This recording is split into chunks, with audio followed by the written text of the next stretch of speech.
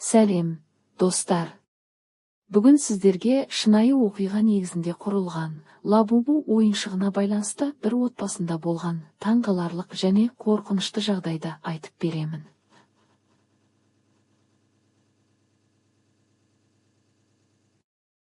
Бұл жай ғана ойыншық па, әлде шын мәнінде қауіпті ме? Видео соңына дейін көріңіз, қорытындыны өзіңіз шығарасыз.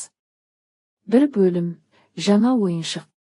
2024 жылдың соңында Алматыда тұратын Айгүл есімді ана қызы Айлинге туған күніне ерекше сыйлық жасады. YouTube пен TikTokта трендке айналған Лабубу ойыншығын алып берген болатын. Қызы қатты қуанды.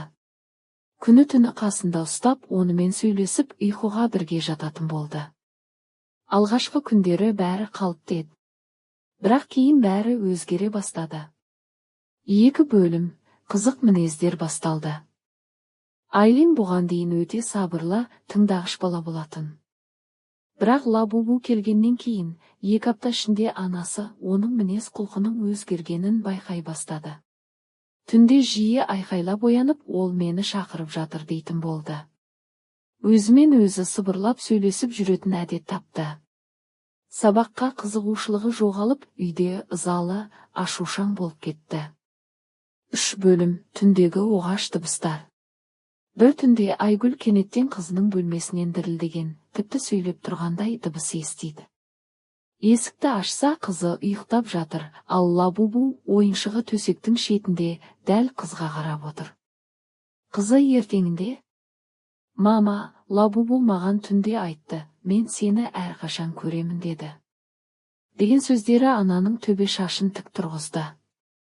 4 бөлім, зерттеу және шок ақиқат. Айгүл интернеттен Лабубу туралы іздене бастады. Сөйтсе, бұл ойыншықтың айналасында түрлі мистикалық әңгімелер мен қорқынышты оқиғалар көп екен. Кейбір психолог мамандар Лабубудың бейнесі балаларға ұзақ уақыт қараған кезде психологиялық әсер беретінін айтқан. Яғни, баланың миына тікелей әсер ететін бейсаналық визуалды элементтер бар болуы мүмкін. 5 бөлім, шешім және нәтиже. Ақыр соңында Айгүл қызының бөлмесінен Лабубу ойыншығын алып, үйден алып шығып тастады. Бірнеше күннен кейін Айлиннің ұйқысы қалпына келді, бұрынғы сабырлы мінезі де қайта орала бастады. Сонда Айгүл өзіне сұрақ қойды. Бұл жай ғана сәйкестік пе, әлде шын мәнінде ол ойыншықта бір тылсым күш бар ма? Қорытынды. Бұл оқиға ойдан шығарылған болуы да мүмкін, бірақ әлемде жұмбақ заттар аз емес. Сондықтан кез келген тренд ойыншықты баламызға бермес бұрын жақсылап зерттеп алғанымыз жөн. Сіз не ойлайсыз?